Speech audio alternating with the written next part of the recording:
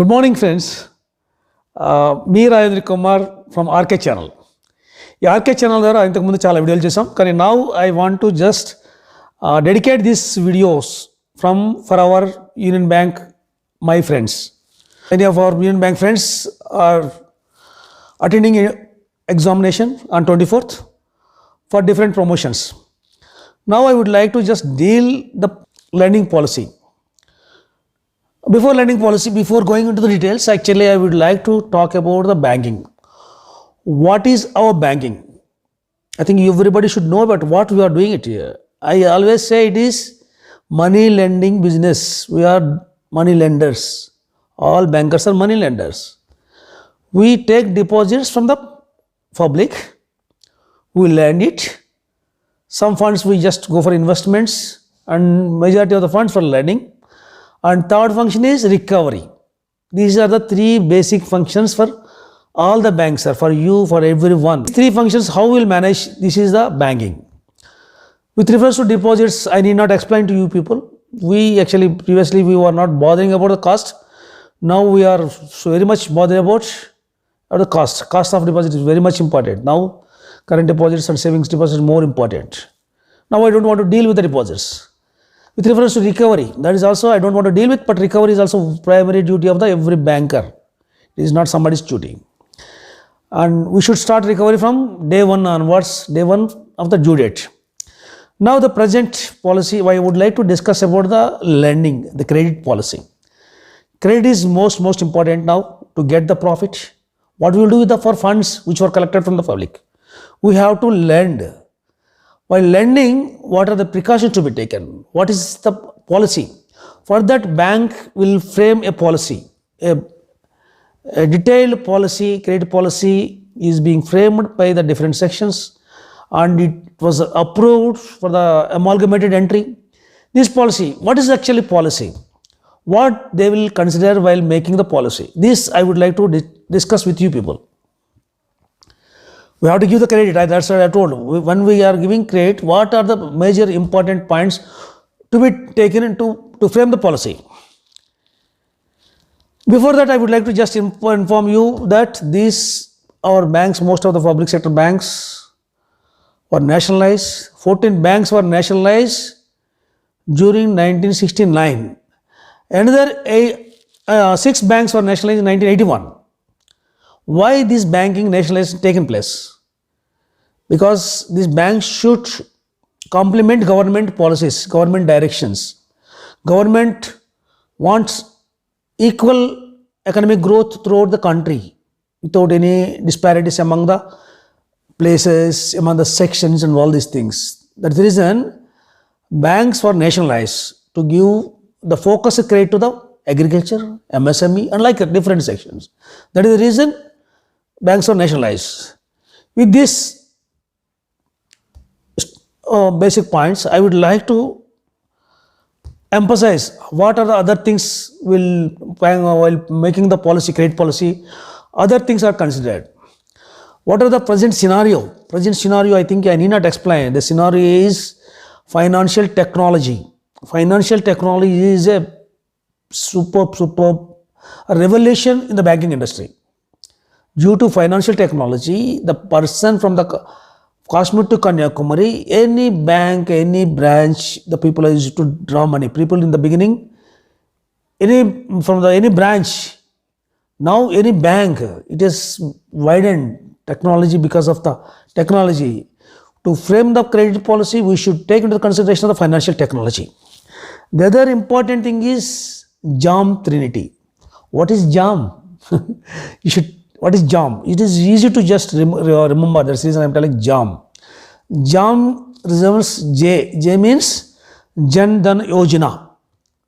We call it PMJDY accounts. Don't underestimate these PMJDY accounts. The entire banking industry got around 1,20,000 crores of deposits in the PMJDY accounts, zero balance accounts. Don't underestimate it. These Jan Dhan Yojana accounts, because of the PMJDY accounts, the inclusive growth is being taken place. The banking has spread into the nook and corner. The other important thing is Aadhaar unique identification problem. Because of Aadhaar, now there is a risk of frauds have come down, substantially come down. Even for the government also is very, very important. For giving their benefit and other things, it is very important. The third is mobile phone infrastructure. Now previously when laptops are coming, we thought we were having computer systems and other things. People told computer systems are not necessary and laptop is more important. But later on, now is the small mobile is sufficient. Mobile is sufficient for everything, for banking, for everything. Through mobile you can do whatever you want. That is the mobile phone infrastructure. Through several apps you can able to do it. The government, if they want to pass on any benefit, that is we call direct benefit transfer, DBT. You may get one small question on this DBT, direct benefit transfer. Now direct benefit transfer, previously the people were just through one person is drawing several these things, several benefits. It is not possible now because Aadhaar is there and direct account credit. Direct benefit cannot be misutilized. This is very, very crores of rupees due to these three jam. Government is sending money to the direct accounts to the farmers or any other beneficiaries. What are the challenges for the banking industry, especially the PSBs? PSBs, the cost of high operating cost. If we compare with the private sector, the most of their employees are outsourcing, whereas ours is main branch banking and our high operating cost is there, PSBs, and process flaws are there. Processing flaws actually it's not that much robust. Processing of credit proposal and other things, we have some flaws, and many branches are being operated with manual operations. It is also cost effective and subject to decision making. The decision making depends on the person to person, and there is a lack of decision making sometimes subject to decision making. These are the basic problems all the PSPs are facing it. And financial technology is the very, very important feature to improve the efficiency of our public sector banks. Financial technology, and we have to march towards the economy. The government of India wants to march our economy towards $5 trillion economy. We have to march towards, due to this financial technology, we can march towards $5 trillion economy. But by the time our credit policy was approved during 2021, we have taken into the consideration of the previous year. Previously, that is 2019-2020. What were the conditions of the 2019 and 20? 2019 and 20, the economy was slowing down. We have to take into consideration of every aspects. Okay, though it is not important for all the people from 1 to 2, 2 to 3 and all these things, but still I am telling it just overall idea for a broad view. We can say the broad view. You should know it. You should know how the policy is being formed. The economy also we should take into the consideration. The total economy was slowing down. Why it was slowing down? Because of the demonetization and GST effects. Economy was slowing down. Many industries were in doldrums. And government policies, government is also through budget and also some tax and other things. Because of several reasons, economy was slowing down. Then government has taken some decisions, to especially the FDI for direct investments. For some surcharge was levied, and then economy was slowed down, and then government wanted to boost again. The surcharge was rolled back, removed, and again corporate tax was proposed, and it was cut down again, and several incentives to the several industries were given. These are the economy, actually overall economy situation. One more important thing is, due to heavy rains, what we can say that not required, more than the required heavy rains, the crop and everything is, agriculture sector is crippled. Once agriculture sector is crippled, automatically most of the raw material is coming from the agriculture. If the oil industry, most of the raw material is coming from agriculture. Like that, many sectors are dependent on agriculture. Once agriculture prices are more, automatically the cost of price will increase for the industrialist. Oil price, whatever it may be, you can say that any price. Which is our economy is the global. We have to think about the global. Now previously our India is restricted economy, but whenever we are importing something else, we are restricting it. We cannot do it. Now it is open. It's a global economy.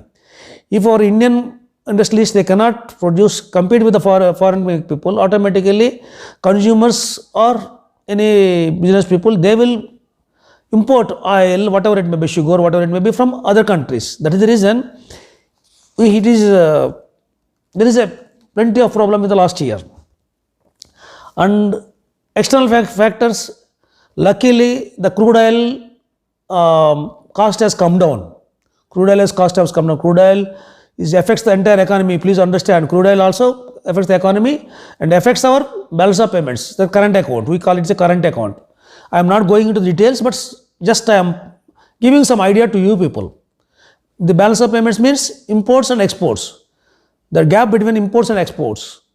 Generally, if we crude oil, we import more. That means we have to spend more dollars. Generally, our exports are not matching with the crude oil and other imports. That is the reason our current account was deficit previously. Now it is matching because crude oil cost has come down. These are all things we have to take into the account, and we have before forming the policy. And another important thing is socio-economic development. I have already told you, the banks were nationalized for the socio-economic development. We have to think about the society, we have to think about the economic activity, entire economic activity. Previously, when it was a private banks, a monopoly was there. Only few capitalists, they were holding entire banking facilities. Now, due to nationalization, around 70% funds are available to the government of India, and around 70% are available to for entire nation through public sector banks. When we make a policy, our policy or practices should be the best practices, like global best practice. We have to adopt the global best practices. If the other banks are adopting good practices, and if we are not competing with that, we cannot compete with the national level, global level banks. We have to adopt the best practices and accounting systems and disclosures norms, and these are all we have to adapt. I have already told you, technology is the very, very important key. The technology is the key for efficiency. And one important thing is everybody should keep in your mind is the spread, interest margin, net interest margin. It is thinning. Thinning means very narrowing, very, very less, because the difference between the deposits, rate of interest, what we pay, cost of deposit, what we pay, and interest income, this difference is very, very thinning. We are not, if we want to charge 12%, 13%, people are not ready, because there is such a competition, so much competition is there between the banks, between the PSB banks and private banks also, simultaneously. We have to take it, and we are going into such a competition. If we finance and give the credits, competing with other banks, there is a much risk is involved in this. To mitigate the risk, we have to evolve the management of credit risk is also very important. We have a credit risk policy also. And finally, we should think about the four important for these things. What are the market realities? How the market is going on? Which industry is flourishing and which are not that much is lagging, or there is no growth in some industries. And our business, basing on that, we have to prioritize our business priorities. What are our business priorities? We cannot say we cannot finance to the agriculture department, agriculture sector, because again government's systems is there, and we have to, the priority sector also, we have to take care of the priority sector. The priorities, business priorities, priority sector, we have to take it, and other sectors also. We take into consideration of the profit also. Every time we have to think about the profit also.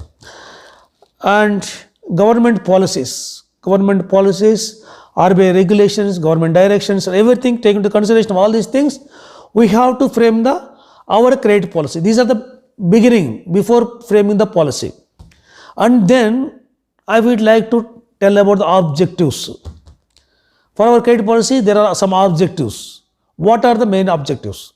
Credit policy aims for the domestic rate, especially what we are discussing about domestic rate only. If you just ask what about the foreign branches, yes, we have our bank, Indian Bank is having foreign branches. Foreign bank branches, they have to take into the consideration of their host countries' directions and policies, and simultaneously our government and RBI regulations. These are all we have to take into consideration for foreign branches. That is different policy. But domestic credit, this is for the domestic credit. Our first and foremost important thing is we have to enhance our clientele base, enlarge, enhance, whatever you call. We have to increase our clientele base. And every day we should think, every day we should increase our business. Every day we should increase our clientele business, our credit business. Simultaneously deposit, that is different issue. Credit business also, loans portfolio, we have to increase our clientele, our corporate clientele as well as non-corporate clientele. This clientele business we have to improve. While we are going to improve the new customers, we have to bring our new customers, corporate customers and non-corporate customers. We should also take into the consideration of the genuine needs of our existing customers. If you won't take care of our genuine needs of our existing customer, the other banks who are also doing the same thing, they want to just increase their own customers, they will grab our own customers.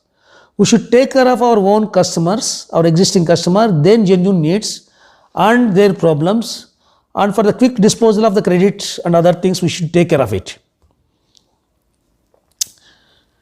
And the credit policy generally, it deals with what are the basics for the credit, and then how to appraise, appraising skills. Appraising skills are also important. How to appraise the credit, that is also important. What are the strategies we will make it? And we have to put all these things. And then again, leverage should be given for the flexibility. This policy should have some flexibility. Otherwise, what is going to happen if somebody will come and he will say that, no sir, you are not fitting in the policy, then he will go to the other bank. That is the reason, okay, his policy is not fitting, that flexibility. It can be sanctioned by the regional office, it can be sanctioned by the zonal office, it can be sanctioned by the central office. Like that, some flexibility will be there. Then we have to seize the opportunities. Now government has announced something for the housing loan sector. Then automatically we seize the opportunity. Incentives to the housing loan sector. Housing loan portfolio, housing sector is growing. Then we have to seize it opportunity. And we have to modify our products to suit it. And we have to reduce our interest rate, but still take into consideration of the profit. We should not forego our profit also. This everything we should take into account, and we should modify our policies to seize the opportunities. At the same time, I am repeating it, socio-economic development is also obligation, also we have to take into account. And export credit and priority sector credit also we have to take into account. Export is also priority sector, and priority sector advance, we have to take into the account of priority sector. And we have to see that continuous growth. I told you every day should increase. Continuous growth should happen. But all our assets means our loan portfolio, remain secure. Our money, we are dealing with the public money. We are trustees of the public money. Our money should be secured. Whenever we are giving sanction loan, it should be secured. You should perform also. It should also be standard. You should perform. It should not become NPA. It should be standard. That's the reason we have to take measures for that. And proper systems and controls. I told you in the beginning, because of the competition, we may just go ahead with the marketing for the credit. But to mitigate the risk, we have to have the proper systems and controls. If you don't have proper system control, the risk factor will be more. That's the reason we have to take care of the systems, and proper systems and controls are very, very important. And we have to give the due recognition to computation. Already we have given computation recognition. And how to give the computation for the credit? We have already have LAS, that is lending automation solution. LAS, we are most of the proposals are being processed through LAS only. And MIS, management information system. Management information system is very important for the effective control. Reliable data is required. The reliable data, how to get the reliable data, and fast communication. For the is all important for the better credit risk management. Better credit risk management. This credit should be whatever risk are having, we have to manage it. If you have all these things, definitely we can manage effectively. What we require is healthy credit. And more important thing is we have to fix the exposure limits, the optimum exposure limits. The limit should not be less, the limit should not be more. Suppose film industry. For individual, one film industry, one party, how much you can go for it. For entire film industry, how much you can go for it. Like that other industries also. We have to fix it. It should not be more, it should not be less also. The optimum exposures. Then takeover. Generally, we will encourage the takeover also from other banks also. People will come to us and take our norms also. We have to frame in this credit policy. And another important thing is profitable deployment of funds basing on the assets and liability management. Asset liability management, different 1 year deposits, 2 years deposit, 3 years deposit, 10-year deposit, this some buckets will be there. Basing on that, we have to deploy the funds for getting more profit. This also we have to take into account. And finally, the Government of India guidelines, policies, directions, and RBI regulations, policies and direction. These are the important. Basing on all these things, these are the major objectives of our credit policy. It will be, I think you feel it may be a little bit difficult for you. If you listen 2 times, 3 times, and definitely it will go to your mind. It is very important because it is the broader line what the corporate office, our central office, how the credit policy is framed. I have told about you. I think, friends, definitely if you see this video for 2-3 times, definitely it will be useful for you. From tomorrow onwards, we will concentrate on exam-oriented matters. Thank you, friends. If you like this, subscribe to my channel. Thank you.